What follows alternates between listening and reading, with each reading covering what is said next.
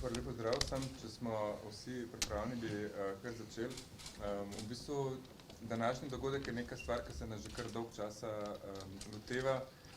Na različne načine smo se poskušali lotiti, vsaka organizacija po svoje, zdaj smo pa nekako sklenili, da je bilo zelo smiselno, da pač najdemo neko skupno zakonsko rešitev, glede na nasilje, ki raste. In zato v bistvu kar predajam besedo primarju dr. Kopčavar, ki je vodja naše skupine za preprečevanje nasilja. Mogoče malo pove o konkretnih težavah, ki se z leta v leto stopnjujejo in tudi v bistvu predlaganih rešitvah. Hvala lepa za besedo. Zelo lepo pozdravljam vse in se zahvaljujem za vašo pozornost. Nasilje je verjetno globalen problem, ki začenja prežemati vse pore našega življenja. Kadar pa govorimo o varnosti na delovnem mestu, pa nasilje lahko na to varnost usodno vpliva. Morda je dobro, da takoj na začetku razjasnimo, da je varnost na delovnem mestu nesporna in zakonsko opredeljena dolžnost delodajalca. V zdravstvu čutimo, da je delo odgovorno, da lahko na pomoč svojim pacientom pristopimo le takrat, kadar je naše delovno okolje mirno in varno zanje in za nas. Že leta 2007 se je izkazalo, da se soočamo s situacijami, kot je naklepni umor zdravnice, v tistem primeru zobozdravnice, na delovnem mestu. 10 let zatem se je temu dogodku na osnovnem zdravstvu pridružil dogodek v bolnišničnem okolju, ko je strelnim orožjem oboroženi pacient vstopil v izolsko bolnišnico, počakal specialista urologa, ki je z njim sedel, da bi se pogovorila, in ga iz bližnje razdalje ustrelil, ubil naklepno.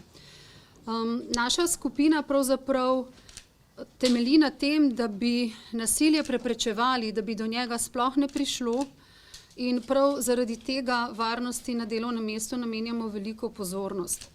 Niso samo telesne poškodbe tiste, ki nekoga lahko usodno zaznamujejo, ga za kar daljši čas onesposobijo za delo, ali pa njegovo delo ni opravljeno na ta način, kot bi zmogel, znal in želel. Naj spomnim morda na nekaj dogodkov, ki zadevajo vse zaposlene v zdravstvu. Danes govorimo o vseh zdravstvenih strokovnjakih. Morda nedavni znan iz medijev v januarju 2023, ko je pacient na urgenci medicinski sestri, ki ga je sprejela, zlomil prst. Posledično je medicinska sestra zaradi šoka in bolečine doživela miokardni infarkt in bila hospitalizirana v intenzivni negi 3 dni.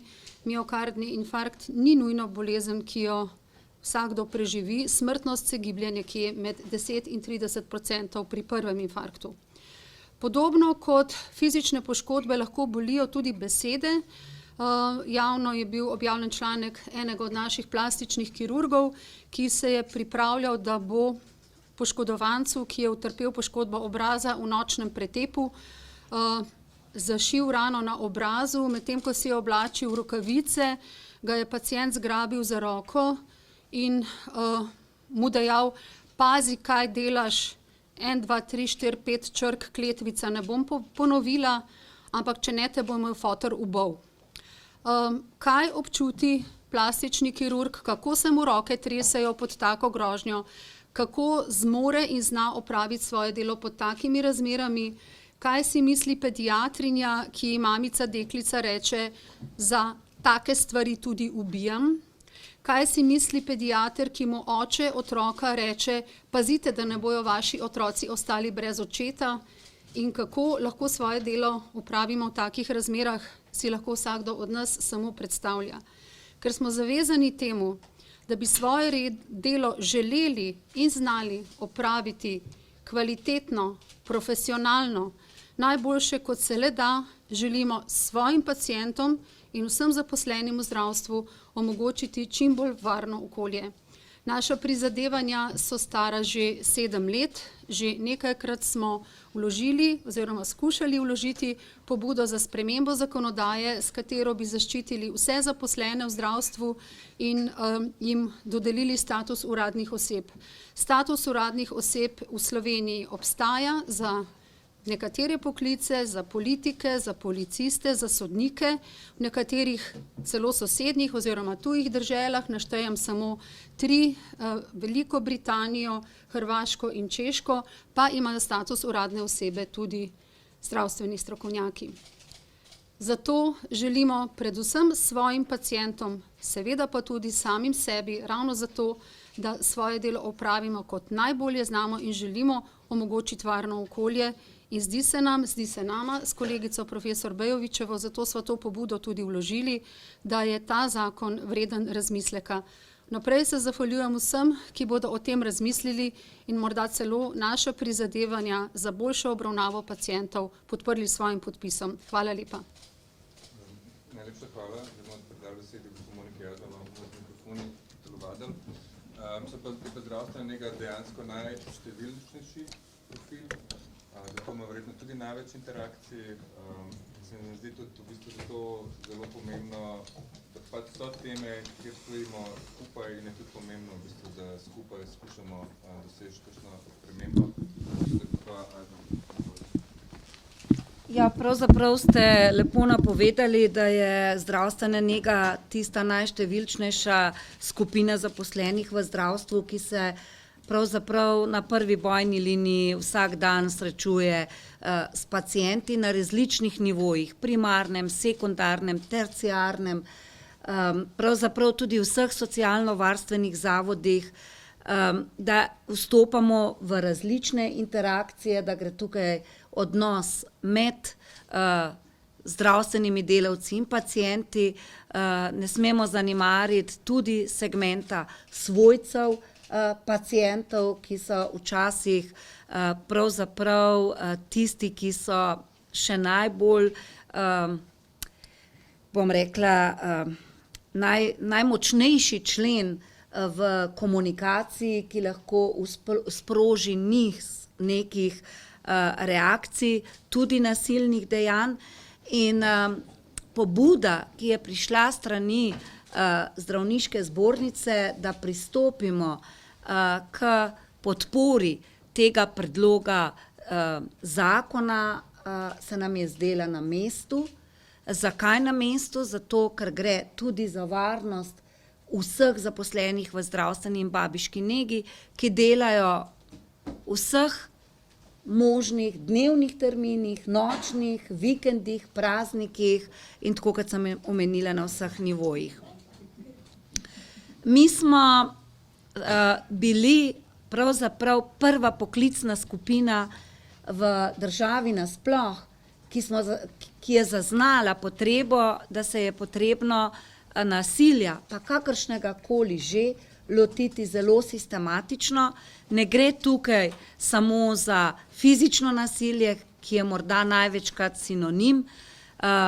Mi seveda vemo, da doživljamo vsakodnevno veliko verbalnega nasilja, da je komunikacija v deželi postala takšna, kot si ne spodobi, kulturo dialoga bi si želeli gojiti. Seveda gre tudi za druge oblike nasilja, tudi mobing na delovnem mestu, tudi spolno nadlegovanje. V letu 1999 je bila narejena prva naša raziskava in že takrat je bilo zaznati, da se je 70% vseh medicinskih sester, babic in tehnikov zdravstvene nege že soočilo s kakršnimkoli obliko nasilja. Raziskavo smo ponovili v letu 2011, takrat je bil ta odstotek še nekoliko višji in se je povečal tudi odstotek fizičnega nasilja.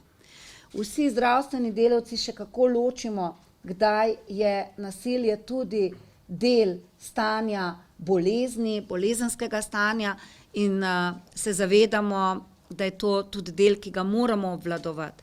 Ampak kadar pa to preide v neke druge dimenzije, vsi zagovarjamo to ničelno toleranco do nasilja. Zato podpiramo ta predlog zakona, ker si želimo, da vsi skupaj, ne samo kot strokovnjaki, tudi pacienti, družba kot celota, vrednote v družbi pravzaprav usmerimo v kulturo dialoga, strpnosti in pravzaprav v odgovornost slehernega med nami. To bo pomenilo za vse nas tudi varne delovne pogoje in o varnih delovnih pogojih tudi kakovostno in varno obravnavo vseh pacientov. Zato si medicinske sestre in babice prizadevamo sleherni dan. Hvala. Hvala. Zdaj prav dolgo besedo še predsednici lekarniške zbornice. Zdaj, na prvi pogled se zdi, da so delavci v lekarnah izredno varni s svojimi pulti. Tega niti ne doživljajo, vendar pa predvsem nekaj zadnjih dogodkov, zato smo tako veseli, da bomo tudi oni pristopali k predlogu za spremembo zakonika. Tako da kot predam besedo. Hvala in lep pozdrav vsem. Naj začnem s stavkom: nasilje nikoli ni rešitev. Zato tudi na lekarniški zbornici pozdravljamo to pobudo in se priključujemo kampanji za spremembo zakona, ker verjamemo, da bomo s tem predvsem preventivno delovali.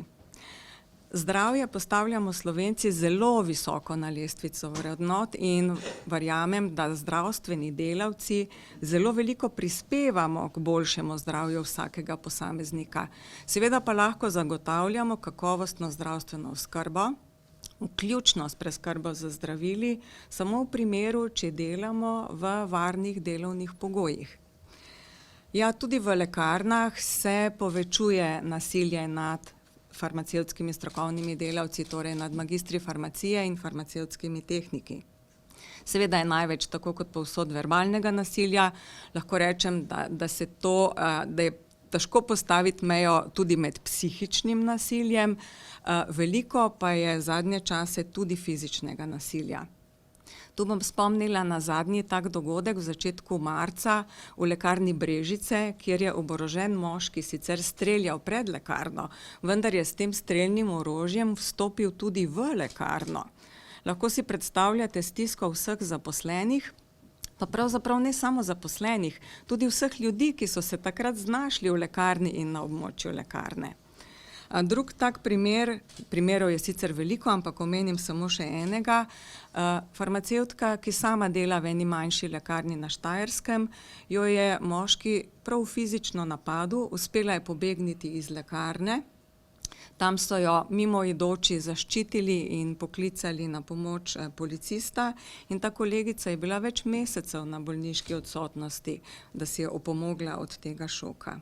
Saj delodajalci, kot je bilo tudi že rečeno, delamo na tem, da usposabljamo strokovne delavce, tudi vse ostale zaposlene, kako ravnati v primeru nasilnega vedenja pacientov in njihovih svojcev. Vendar vsega ne moreš preprečiti, vse situacije niso predvidljive in zato prihaja tudi do težkih posledic tako na zdravstvenih delavcev, kot tudi na vseh ostalih, ki so v tem udeleženi. Zato na lekarniški zbornici zares podpiramo to pobudo za spremembo zakona in pristopamo k tej kampanji, ki pa, kot sem že povedala, jo razumemo predvsem kot klic družbi, da vsi skupaj ukrenemo, vsak po svojih močeh, vsak po svojih sposobnostih, vse, da bo ta percepcija, da nasilje nikoli ni rešitev, res prisotna v vsakem od nas. Hvala.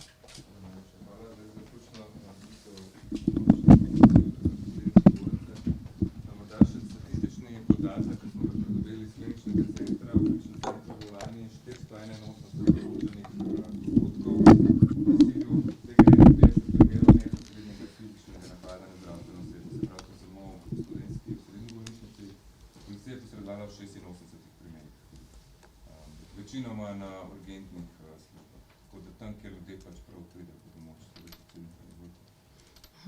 Hvala za besedo, lepo pozdravljeni. Torej, predlog zakona je zorel že nekaj časa. V zadnjem času pa so se razmere, tudi kot odsev verjetno družbenih razmer in razmer na mednarodni ravni še poslabšale.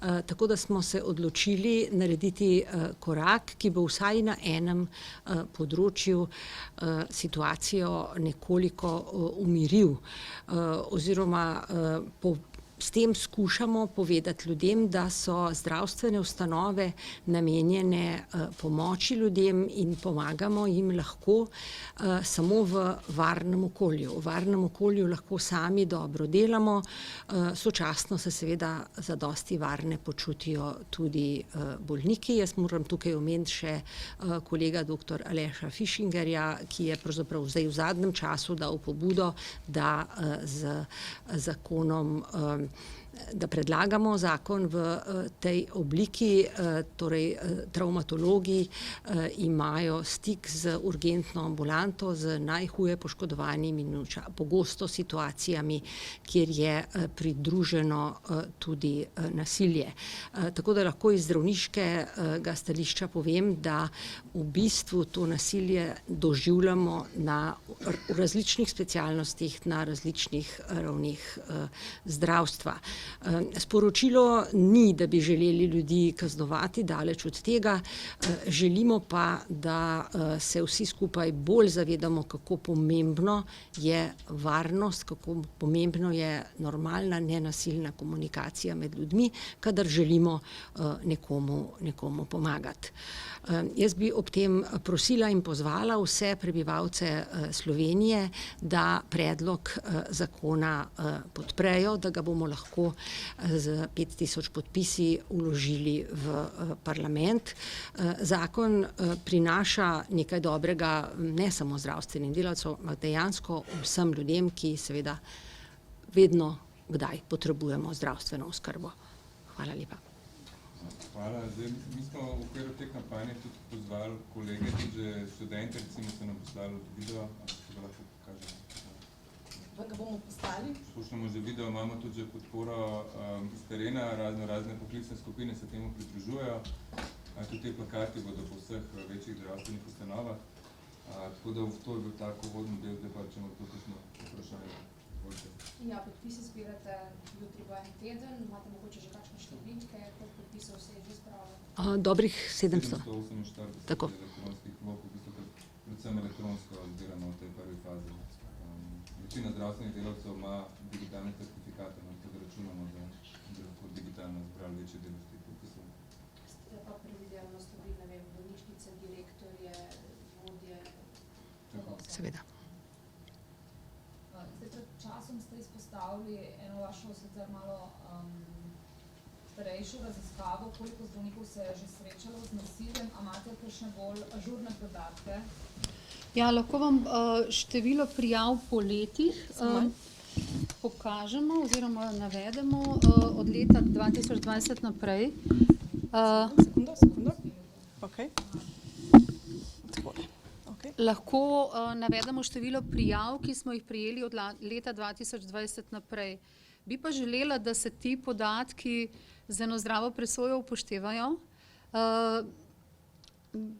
Gospod Brankovič je ravnokar navedel, da je v kliničnem centru bilo 341 dogodkov, mi vsega skupaj v teh 4 letih toliko prijav nimamo. Naše prijave so vrh ledene gore. Tudi medijski dogodek v bolnišnici Celje, ki sem ga opisala, ni bil nam uradno prijavljen in ga ne smemo šteti. Namreč ta strokovna skupina na zbornici ima mehanizem prijave, obrazec je na internetu, na njem se lahko tudi napiše praktično obkljuka, kakšno intervencijo kdo želi, osebni pogovor, pogovor po telefonu, strokovni nasvet, kako ravnati v takem primeru in tako naprej. In mi štejemo zvesto samo te prijave. Tako da smo jih v letu 2019 dobili 8, v letu 2020 11, v letu 2021 28, v letu 2022 29, v letu 2023 19 in od januarja do aprila, imam podatke za maj, še nimam, 10. V prvi tretjini leta 10 in še enkrat povem, samo lani je bilo v kliničnem centru 341 prijavljenih dogodkov, tako da recimo, da so naši podatki vrh ledene gore. Zakaj pa se tega ne prijavlja? Ja. Mi zbiramo te podatke z namenom, da tem ljudem konkretno pomagamo, da tudi sami vidimo, kakšni so primeri, in kakšne nasvete in znanje ti ljudje rabijo, ne glede na to, kaj delodajalci naredijo ali pa ne. Zdravniška zbornica ponuja, enako tudi zbornica zdravstvene nege, izobraževanje z tega polja. Mi konkretno imamo interdisciplinarno skupino, ki je sestavljena iz samostojnega policijskega inšpektorja, pravnice, predstavnice zdravstvene nege, psihiatra, in jaz sem tudi vodja te skupine kot predstavnica primarnega zdravstva in mi izvajamo 4-urno delavnico na povabilo katerekoli zdravstvene ustanove v Sloveniji. Smo jih že, mislim, da 7 izvedli, od zdravstvenega doma Postojne do bolnice Ptuj in tako naprej, in za udeležence je ta delavnica brezplačna. Ti primeri nam pa služijo kot neka učna baza, da prilagajamo svojo delavnico potrebam na terenu. In se pogosto vidi, da je to verbalno nasilje, o katerem je govorila gospa Ažman, zelo hud in velik problem. Če pa lahko dam eno generalno pripombo, ki je bila res opažanje kolega profesorja Tavčarja, ki je psihiater v naši skupini, da generalno, mi sami potem tudi delamo analize, pravzaprav ne znamo ravno dobro postaviti mej. Od tu naprej se ne bomo pogovarjali. Ne vem, kolegica, ki je imela pacienta, ki je, če ni bil zadovoljen, dal pištolo na mizo in je rekel, se bova pa drugače pogovarjala, s strahom vprašala našo skupino, kaj bi bilo za narediti. Policijski inšpektor je rekel, to je moje mesto, absolutno prijava policiji. Je kolegica oklevala, je gospoda prijavila, gospod je doživel obisk policistov na domu in informativni pogovor, prišel nazaj k kolegici, zahteval, da prijavo potegne nazaj. Kolegica se je spet obrnila na nas in rekla, kaj naj zdaj naredim, in je policijski inšpektor spet odgovoril, ničesar se ne potegne nazaj. To je bila resna grožnja, to je grožnja s strelnim orožjem. Lahko, da je bila igračka, odkot jaz vem, kaj je. Ampak grožnja je bila s tem namenom, da se prepozna orožje kot orožje in da se nekaj izsili. Tako da so ta dogajanja zelo pogosto verbalna, ki pa strahotno ovirajo delo. To so ljudje, ki opišejo svoje stanje na prijavi kot stanje ustrahovanosti, nesposobnosti za delo, tresoče roke, nesamozavest, kognitivne motnje, v smislu ne morem se zbrati in tako naprej, pa se te nihče pravzaprav niti dotaknil ni. Tako da telesno nasilje je samo en del tega, včasih je verbalno nasilje skoraj s podobnimi posledicami, no, vsaj zadela zmožnost. Bojana, ti si želela nekaj reči? No, saj namen tega, namen teh zbiranih podatkov ni statistika, ampak prepoznavanje vsebine in seveda nudenje pomoči kolegom, ki se znajdejo v taki situaciji, ki je obremenjujoča v tem trenutku, ampak potem obremenjujoča še tedne in mesece. Še ena stvar pa je, naprej bila rekla, zapuščajo dejansko. Ja, mogoče je pa zdaj... Aha. Da vas bomo slišali.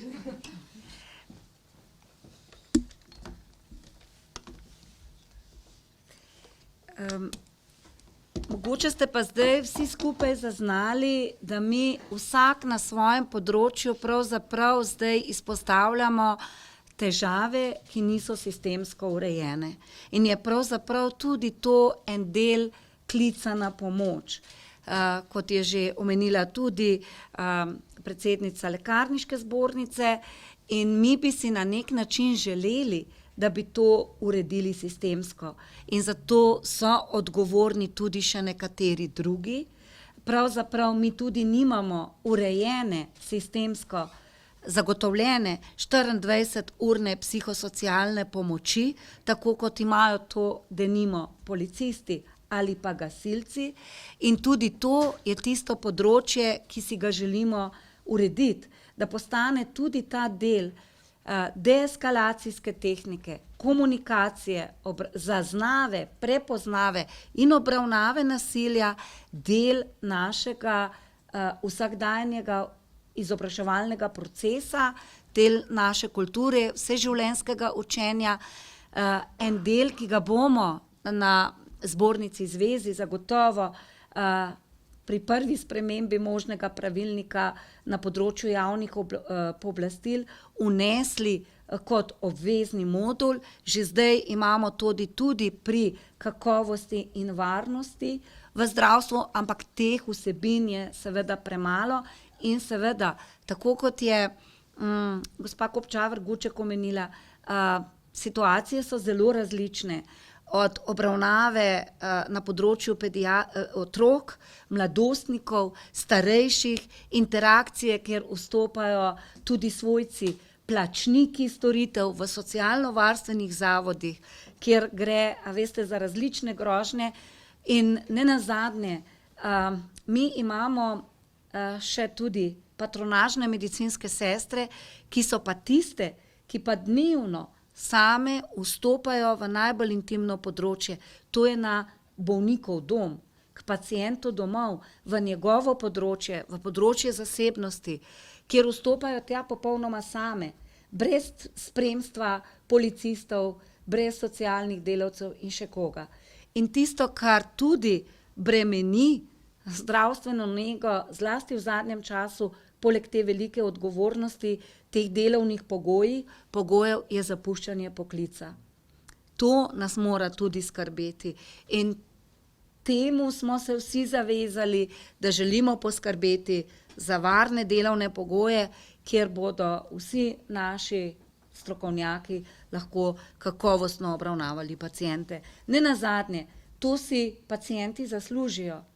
Sej ogroženi so tudi tisti, ki sami potrpežljivo čakajo na naše delo, na naše strokovne storitve.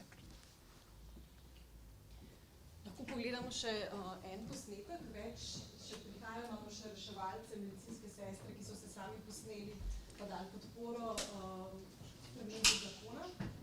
Sem imel še eno vprašanje.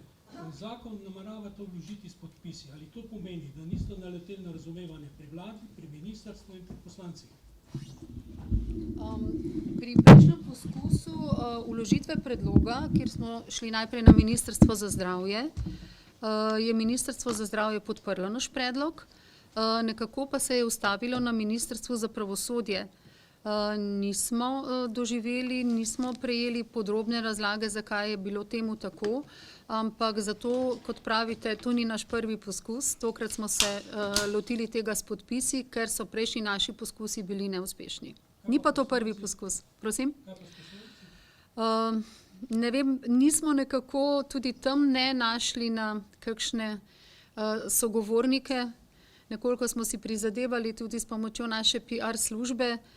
Zelo veliko časa si zato pravzaprav ne moremo vzeti, prav zato, ker se dogaja nasilje vsak dan. Zdaj sem pogledala zadnjo prijavo, ki je bila podana 23.4. recimo.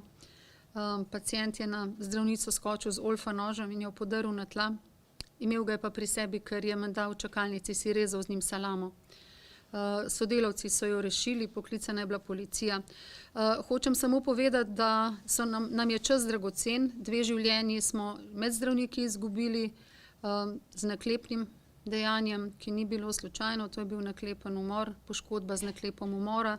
V obeh primerih so to lahko tudi ljudje, ki imajo duševne težave, s čimer se absolutno strinjam, vendar se mi zdi ta predpostavka, da svoje poslanstvo moraš plačati z življenjem, vendarle nekako preveč dramatična, ne povsem realna, tudi glede na to, da je zdravstvenih delavcev premalo in da po eni strani zapuščajo poklic, po drugi strani imajo daljše bolniške staleže, po tretji strani pa razmišljamo tudi o mladih ljudeh, ki se morda odločajo šele, da se nam pridružijo zdravstvenim delavcem, kakšen občutek imajo ob teh dogodkih, želimo tudi njih zaščititi, po drugi strani pa motivirati, da bi se pridružili temu zame najlepšemu poklicu na svetu in prav zaradi tega smo glede na prejšnje neuspešne poskuse ubrali to pot, ki se nam kljub vsemu zdi hitrejša.